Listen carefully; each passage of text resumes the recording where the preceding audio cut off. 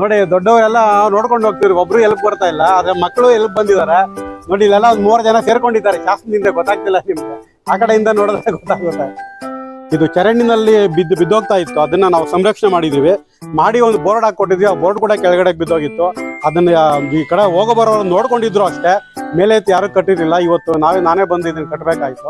ನೋಡಿ ಯಾವ ರೀತಿ ಇದು ಚರಂಡಿನಲ್ಲಿತ್ತು. ನಾನು ಮತ್ತು ದಾನ್ಪಾಲ್ ಸರ್ ಫಸ್ಟ್ ಟೈಮ್ ವಿಸಿಟ್ ಮಾಡಿದಾಗ ಯಾವ ತರ ಚರಂಡಿನಲ್ಲಿತ್ತು.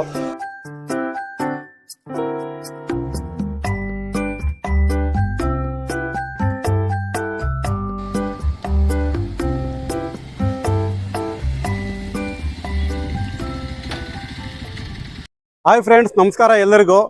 ನೋಡಿ, ನನ್ನ ಜಸ್ಟ್ ಕನ್ನಡಿಗ ಯೂಟ್ಯೂಬ್ ಚಾನಲ್ನಲ್ಲಿ ನಾವು ಈ ಹಿಂದೆ ಸಂರಕ್ಷಣೆ ಮಾಡಿರುವಂಥ ಎಷ್ಟೋ ಶಾಸನಗಳ ವಿಡಿಯೋಗಳನ್ನು ಹಾಕಿದ್ದೀನಿ. ಅದರಲ್ಲಿ ಒಂದು ದೇವನಹಳ್ಳಿ ತಾಲೂಕಿನ ಬೊಮ್ಮವಾರ ಅನ್ನುವ ಒಂದು ಊರಿನ ಒಂದು ಶಾಸನ, ವಿಜಯನಗರ ಕಾಲದ ಶಾಸನ, 1354ನೇ ಇಸ್ವಿಯ ಒಂದು ಶಾಸನ.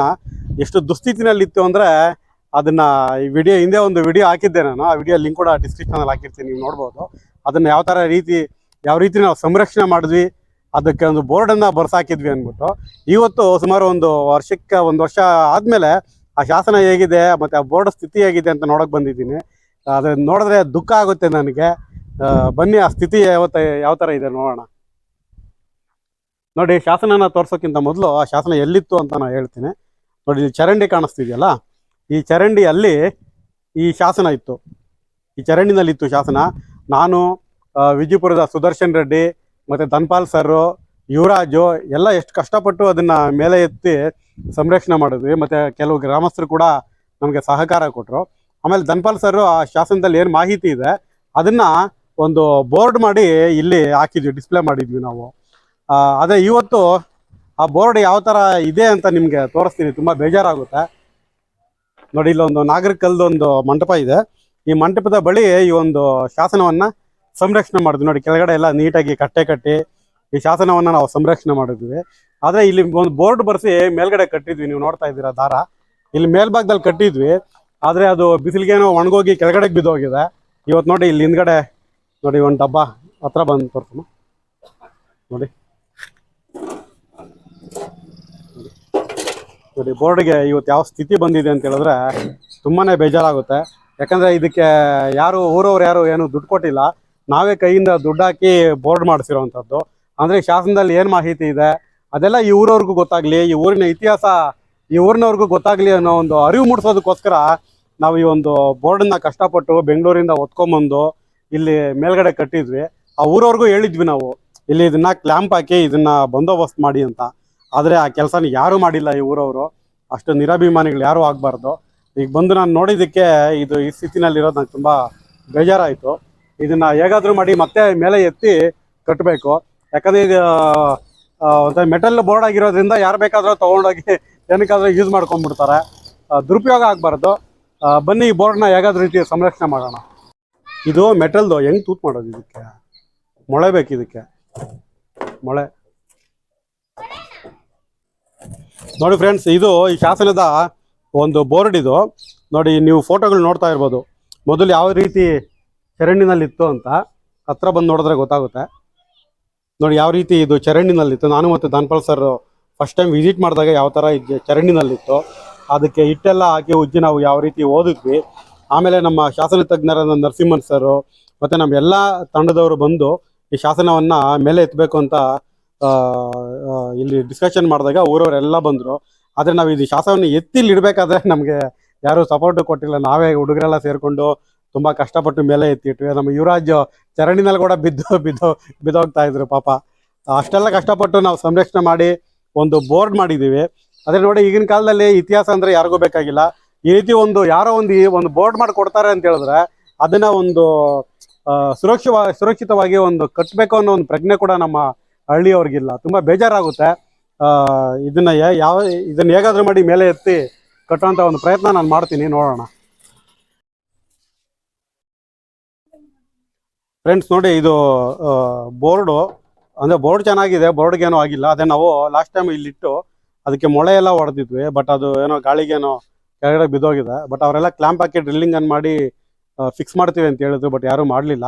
ನಾನು ಹೆಂಗೋ ಸ್ವಲ್ಪ ಒಂದು ಕಂಬಿನ ಸ್ವಲ್ಪ ಅರೇಂಜ್ ಮಾಡ್ಕೊಂಡಿದ್ದೀನಿ, ಇದನ್ನ ಮೇಲೆ ಎತ್ತಿ ಕಟ್ಟೋಕ್ಕಾಗುತ್ತಾ ನೋಡ್ತೀನಿ.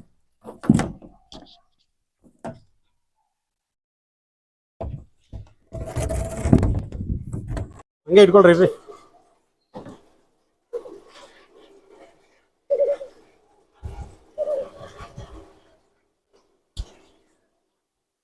ನೋಡಿ ದೊಡ್ಡವರೆಲ್ಲ ನೋಡ್ಕೊಂಡು ಹೋಗ್ತಿದ್ರು, ಒಬ್ರು ಎಲ್ಪ್ ಬರ್ತಾ ಇಲ್ಲ, ಆದ್ರೆ ಮಕ್ಕಳು ಎಲ್ಪ್ ಬಂದಿದ್ದಾರೆ ನೋಡಿ. ಇಲ್ಲೆಲ್ಲ ಒಂದ್ 3 ಜನ ಸೇರ್ಕೊಂಡಿದ್ದಾರೆ ಶಾಸನದಿಂದ, ಗೊತ್ತಾಗ್ತಿಲ್ಲ ನಿಮ್ಗೆ, ಆ ಕಡೆಯಿಂದ ನೋಡಿದ್ರೆ ಗೊತ್ತಾಗುತ್ತೆ.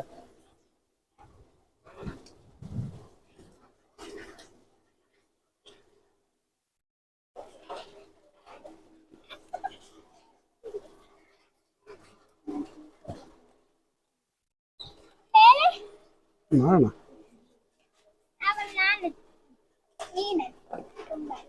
ಹಾ ಈ ಕಡೆ ಬಿಡ್ರಿ ಈಗ. ಬಿಡ್ರಿ ಎಲ್ಲ ಬನ್ರಿ ಈ ಕಡೆ, ಈ ಕಡೆಗೆ ಬಂದ್ಬಿಡ್ರಿ. ನೋಡಿ 1 2 3 4 ಮಕ್ಕಳು ಹೆಲ್ಪ್ ಮಾಡ್ತಾ ಇದ್ದಾರೆ. ಇದನ್ನ ಇಟ್ಕೋಬೇಕು ಹಿಂಗೆ ಸ್ವಲ್ಪ ಹಿಂಗೆ ಇಟ್ಕೊಳ್ರಿ, ಅದ್ಮಿ ಇಟ್ಕೊಳ್ರಿ, ಹಿಂದಿಂದ ಕಟ್ತೀನಿ ನಾನು. ಸಮರ್ಥ ಆ ಕಡೆ ಹೋಗು.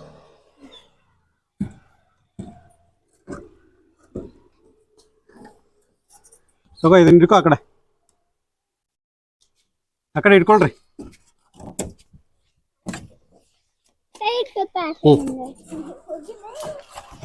ಹಾ ಈ ಕಡೆ ಬರ್ರಿ, ಈ ಕಡೆ ಬರ್ರಿ, ಈ ಕಡೆ ಬಮ್ಮ.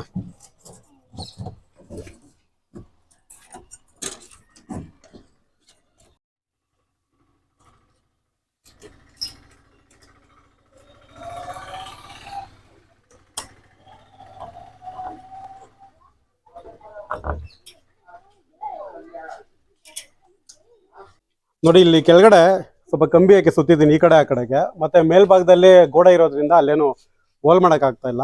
ಮತ್ತೆ ಈ ಕಡೆಯಿಂದ ಸೇರಿ ಈ ಕಡೆಗೆ ಒಂದು ಕಂಬಿ ಹಾಕಿ ಇದನ್ನ ಸುತ್ತಾ ಇದ್ದೀನಿ. ಬಟ್ ಇದು ಕೂಡ ಪರ್ಮನೆಂಟ್ ಸೊಲ್ಯೂಷನ್ ಅಲ್ಲ.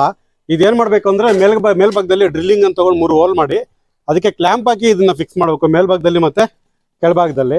ಅವಾಗ ಪರ್ಮನೆಂಟ್ ಆಗಿ ಇದು ಫಿಕ್ಸ್ ಆಗುತ್ತೆ. ಈಗ ಟೆಂಪ್ರರಿಯಾಗಿ ಇಲ್ಲಿ ಬಿದ್ದು ಯಾರಾದ್ರೂ ಎತ್ಕೊಂಡು ಹೋಗ್ಬಾರ್ದು ಅಂತ ನಾನು ಟೆಂಪ್ರರಿಯಾಗಿ ಈ ತರ ಕಂಬಿ ಸುತ್ತಾ ಇದ್ದೀನಿ. ಈಗ ನೋಡಿ ಈಗ ಸ್ವಲ್ಪ ಬಂದೋಬಸ್ತ್ ಆಗಿದೆ, ಇದೇನು ಕೆಳಗಡೆ ಬೀಳೋದಿಲ್ಲ ಅಂತ ಗಾಳಿ ಬಂದ್ರು. ಆದ್ರೆ ಈ ಊರವರು ವಿಡಿಯೋ ನೋಡ್ತಾ ಇದ್ರೆ ದಯವಿಟ್ಟು ಇದನ್ನ ಸ್ವಲ್ಪ ಪರ್ಮನೆಂಟ್ ಆಗಿ ಫಿಕ್ಸ್ ಮಾಡಿ. ಯಾಕಂದ್ರೆ ಇದರಲ್ಲಿ ಎಷ್ಟು ಎಂತ ಇನ್ಫಾರ್ಮೇಶನ್ ಇದೆ ಅಂದ್ರೆ ನೋಡಿ, ಇನ್ಫಾರ್ಮೇಶನ್ ಓದ್ತೀನಿ ನಾನು. ನೋಡಿ, ಮಹಾಮಂಡಲೇಶ್ವರ ಹರಿರಾಯ ವಿವಾಡ ಭಾಷೆಗೆ ತಪ್ಪುವ ರಾಯರ ಗಂಡ ಚತುಸ್ಸಮುದ್ರಾಧಿಪತಿ ಬಿರುದಾಂಕಿತ ಶ್ರೀ ವೀರ ಹರಿಯಪ್ಪ ಒಡೆಯರು. ಈ ವೀರ ಹರಿಯಪ್ಪ ಒಡೆಯರು ಯಾರು ಅಂದ್ರೆ ಈ ವಿಜಯನಗರ ಸ್ಥಾಪನೆ ಮಾಡಿದ ಅಕ್ಕ ಬುಕ್ರು ಅಂತ ಕೇಳಿರ್ತೀವಿ ಅಲ್ವಾ. ಅಕ್ಕ ಅಂದ್ರೆ ಹರಿಹರ ಅಂತ, ಹರಿಹರ ಬುಕ್ಕ. ಆ ಹರಿಹರ ಮಹಾರಾಜರು ವಿಜಯನಗರದ ಸಾಮ್ರಾಜ್ಯವನ್ನು ಆಳ್ಬೇಕಾದ್ರೆ ಹಾಕ್ಸಿರೋಂಥ ಒಂದು ಶಾಸನ ಇದು. ನೋಡಿ, ಶ್ರೀ ವೀರ ಹರಿಯಪ್ಪ ಒಡೆಯವರು ವಿಜಯನಗರ ಸಾಮ್ರಾಜ್ಯವನ್ನು ಆಳುವ ಸಂದರ್ಭದಲ್ಲಿ ಯಲಹಂಕ ನಾಡಿನ ಮಹಾಸಾಮಂತರಾಗಿ ನರಲೋಕ ಗಂಡನೆಂಬ ಬಿರುದನ್ನು ಹೊಂದಿದ ಮೈಲೇಯ ನಾಯಕನು ಆಳುವ ಸಮಯದಲ್ಲಿ ಈ ಮೈಲೇಯ ನಾಯಕರು ಹೊಯ್ಸಳ 3ನೇ ವೀರಬಲ್ಲಾಳಂಗೆ ಸಾಮಂತರಾಗಿರ್ತಾರೆ. ಸೊ ಅವರು ಹೊಯ್ಸಳ ಸಾಮ್ರಾಜ್ಯ ಕೊನೆ ಆದ್ಮೇಲೆ ಅವ್ರ ತಮ್ಮ ಯಾರು ಮುಂದೆ ಬರುತ್ತೆ ಶಕವರ್ಷ 1277ನೇ ಸಂವತ್ಸರದ ಕಾರ್ತಿಕ ಶುದ್ಧ 15 ಅಂದ್ರೆ ಸಾಮಾನ್ಯ ಶಕೆ 1354ರಲ್ಲಿ ನವೆಂಬರ್ 1ಕ್ಕೆ ಸರಿ ಹೊಂದುತ್ತದೆ. ಈ ದಿನದಲ್ಲಿ ಸೊಣ್ಣಪ್ಪ, ಬೈರಿದೇವ, ವಾಗಟದ ಮಾರೈದೇವ, ಕನ್ನಗೌಡ, ಕಾಮಿಯಪ್ಪ, ಅಲ್ಲಾಳಜ್ಜಿಯರೊಳಗೊಂಡು ಸಮಸ್ತ ಪ್ರಜೆಗಳೂ ಸೇರಿ ಮೈಲೇಯ ನಾಯಕನ ತಮ್ಮನಾದ ಚೆನ್ನಯ್ಯ ನಾಯಕರಿಗೆ ಬೊಮ್ಮವಾರದ ಚತುಸ್ಸೀಮೆಯನ್ನು ನೋಡಿ 1354ರಲ್ಲಿ ಬೊಮ್ಮವಾರ ಅನ್ನೋ ಹೆಸರಿದೆ. ಅಂದ್ರೆ ಇದು ಸುಮಾರು 600-700 ವರ್ಷಗಳಿಂದನೂ ಬೊಮ್ಮವಾರ ಅನ್ನೋ ಒಂದು ಊರಿದೆ ಇಲ್ಲಿ. ಆ ಊರಿಗೆ ಬೊಮ್ಮವಾರ ಅನ್ನೋದೇ ಹೆಸರಿದೆ. ಚತುಸ್ಸೀಮೆಯನ್ನು ಕೊಡುಗೆಯಾಗಿ ಕೊಟ್ಟಿರುತ್ತಾರೆ. ಅಂದ್ರೆ ಮೈಲೇಯ ನಾಯಕನ ತಮ್ಮನಿಗೆ ಚೆನ್ನಯ್ಯ ನಾಯಕ ಆತನಿಗೆ ಈ ಬೊಮ್ಮವಾರದ ಸುತ್ತಮುತ್ತ ಅಂದ್ರೆ ಬೊಮ್ಮವಾರ ಸುತ್ತಮುತ್ತ ಎಲ್ಲಾ ಜಾಗವನ್ನ ಆಳೋದಕ್ಕೋಸ್ಕರ ತುಂಬಾ ಜನ ಮುಖಂಡರು ಅದರಿಗೆ ಕೊಟ್ಟಿರುವಂಥದ್ದು. ಬೊಮ್ಮವಾರದ ಚತುಸ್ಸೀಮೆಯನ್ನು ಕೊಡುಗೆಯಾಗಿ ಕೊಟ್ಟಿರ್ತಾರೆ. ಈ ಆಜ್ಞೆಯನ್ನು ದಾನ ಕೊಟ್ಟವರ ಮಕ್ಕಳು ಮೊಮ್ಮಕ್ಕಳು ಸಹ ನಡೆಸ್ಕೊಂಡು ಹೋಗಬೇಕೆಂದು ಶಾಸನದಲ್ಲಿ ತಿಳಿಸಿರುತ್ತಾರೆ. ನೋಡಿ, ಇದಿಷ್ಟು ಈ ಶಾಸನದಲ್ಲಿ ಏನ್ ಬರ್ದಿದ್ದಾರೆ ಹಳೆಗನ್ನಡ, ಅದರ ಹೊಸಗನ್ನಡ ರೂಪ. ನೋಡಿ, ಮೇಲ್ಭಾಗದಲ್ಲಿ ಈ ಶಾಸನದಲ್ಲಿ ಏನ್ ಬರ್ದಿದೆ ಅದು ಮೇಲ್ಭಾಗದಲ್ಲಿ ನೋಡಿ. ಬೊಮ್ಮವಾರದ ಶಾಸನ 1354ನೇ ಇಸ್ವಿ, ಎಷ್ಟು 650-700 ವರ್ಷಗಳ ಹಿಂದಿನ ಶಾಸನ ಇದು. ಇದು ಚರಂಡಿನಲ್ಲಿ ಬಿದ್ದೋಗ್ತಾ ಇತ್ತು. ಅದನ್ನ ನಾವು ಸಂರಕ್ಷಣೆ ಮಾಡಿ ಒಂದು ಬೋರ್ಡ್ ಹಾಕೊಟ್ಟಿದ್ವಿ. ಆ ಬೋರ್ಡ್ ಕೂಡ ಕೆಳಗಡೆ ಬಿದ್ದೋಗಿತ್ತು. ಅದನ್ನ ಈ ಕಡೆ ಹೋಗೋ ಬರೋರು ನೋಡ್ಕೊಂಡಿದ್ರು ಅಷ್ಟೇ, ಮೇಲೆ ಯಾರು ಕಟ್ಟಿರಲಿಲ್ಲ. ಇವತ್ತು ನಾನೇ ಬಂದು ಇದನ್ನ ಕಟ್ಟಬೇಕಾಯ್ತು. ಇದಕ್ಕೇನಾದ್ರು ಒಂದು ಪರ್ಮನೆಂಟ್ ಸೊಲ್ಯೂಷನ್ ಮಾಡಿದ್ರೆ ಚೆನ್ನಾಗಿರುತ್ತೆ. ಅದು ಮೇಲ್ಗಡೆ ಏನಿಲ್ಲ, ಮೇಲ್ಗಡೆ 3 ಹೋಲ್ ಹಾಕ್ಬಿಟ್ಟು ಸೆಂಟ್ರಲ್ಲಿ, ಅದು ಮೆಟಲ್, ಅದು ಶೀಟ್ ಅಲ್ಲ, ಮೆಟಲ್. ಅದು ಡ್ರಿಲ್ಲಿಂಗ್ ಹಾಕ್ಸಿ 3 ಕ್ಲಾಂಪ್ ಹಾಕಿ ಫಿಕ್ಸ್ ಮಾಡಬೇಕು. ಹಾ ಹೇಳಿ. ಪ್ಲಂಬರ್ಗೆ ಯಾರ್ಕಾದ್ರು ಕರ್ಸ್ಕೊಂಬಂದು ಮೇಲ್ಗಡೆ 3 ಹೋಲ್ ಹಾಕ್ಬೇಕು, ಮಾಡಿಸ್ಬಿಟ್ಟು ಅದನ್ನ ಫಿಕ್ಸ್ ಮಾಡಿ. ಆಮೇಲೆ ಕೆಳಭಾಗದಲ್ಲಿ ಕೂಡ ಅಷ್ಟೇ, ಅದು ಹಿಂಗೆ ಕೂತ್ಕೊಂಡಾಗ ಇಲ್ಲಿ ಕೂತ್ಕೊಳ್ಳುತ್ತೆ, ಗೋಡೆ ಮೇಲೆ ಕೂತ್ಕೊಳ್ಳುತ್ತೆ. ಅವಾಗ ಕೆಳಭಾಗದಲ್ಲೂ 3 ಡ್ರಿಲ್ಲಿಂಗ್ ಮಾಡಿ 3 ಹೋಲ್ ಹಾಕಿ ಕ್ಲಾಂಪ್ ಹಾಕ್ಸ್ಬಿಡಿ. ಅವು ಪರ್ಮನೆಂಟ್ ಆಗಿರುತ್ತೆ. ಅಕಸ್ಮಾತ್ ಕೆಳಗಡೆ ಬಿದ್ದರೆ ಚೆನ್ನಾಗಿದೆ ಶೀಟ್ ಅಂತ ಎತ್ಕೊಂಡು ಹೋಗ್ಬಿಡ್ತಾರೆ ಯಾರಾದ್ರು. ಸ್ನೇಹಿತರೆ ನೋಡಿ, ನಮ್ಮ ಮಂಜಪ್ಪ ಅನ್ನೋರು ಇವ್ರನ್ನವರು ಸಿಕ್ಕಿದ್ರು. ಅವರು ಏನೋ ಮನೆ ಕಟ್ಟಿಸ್ತಿದಾರಂತೆ. ಅವ್ರು ಹೇಳಿದ್ರು ಡ್ರಿಲ್ಲಿಂಗ್ ಅವ್ರನ್ನ ಕರೆಸಿ ನಾನು ಫಿಕ್ಸ್ ಮಾಡಿಸ್ತೀನಿ ಅಂತ ಹೇಳಿದ್ದಾರೆ. ತುಂಬಾ ಥ್ಯಾಂಕ್ಸ್. ಈ ಥರದ್ದು ಸಿಕ್ಬಿಟ್ರೆ ನಮಗೆ ಎಷ್ಟೋ ಶಾಸನಗಳನ್ನ ನಾವು ಉಳಿಸ್ಕೋಬೋದು. ಸೊ ಅವರು ಇದನ್ನ ಬಂದೋಬಸ್ತ್ ಮಾಡಿಸ್ತೀನಿ ಅಂತ ಹೇಳಿದ್ದಾರೆ. ನೋಡಿ, ಈ ಥರ ನಿಮ್ಮೂರಲ್ಲೂ ಏನಾದರೂ ಶಾಸನಗಳು ಈ ಥರ ಏನಾದರೂ ಪಾಳು ಬಿದ್ದು ಸ್ಥಿತಿನಲ್ಲಿದ್ದರೆ ಅದಕ್ಕೆ ಒಂದು ಸೂಕ್ತವಾದ ಮಾಹಿತಿಯನ್ನು ಈ ಥರ ಬೋರ್ಡ್ ಹಾಕಿ, ಆ ಬೋರ್ಡ್ ಹಾಕೋದೇ ಅಷ್ಟೇ ಅಲ್ಲ, ಅದನ್ನು ಕಾಲಕ್ಕೆ ನಿಗಾ ವಹಿಸ್ತಾ ಇರಬೇಕು. ಆ ಬೋರ್ಡ್ ಇದೆಯಾ, ಏನಾಗಿದೆ, ಅದ್ರ ಸ್ಥಿತಿ ಏನಾಗಿದೆ ಅಂತ. ಇಲ್ಲಾಂದ್ರೆ ಅದು ಕೂಡ ನಮ್ಮ ಶಾಸನಗಳ ಥರನೇ ನಾಶ ಆಗೋಗುತ್ತೆ. ಹೀಗೆ ನೋಡ್ತಾ ಇರಿ ಜಸ್ಟ್ ಕನ್ನಡಿಗ ಯೂಟ್ಯೂಬ್ ಚಾನಲ್. ನಮಸ್ಕಾರ.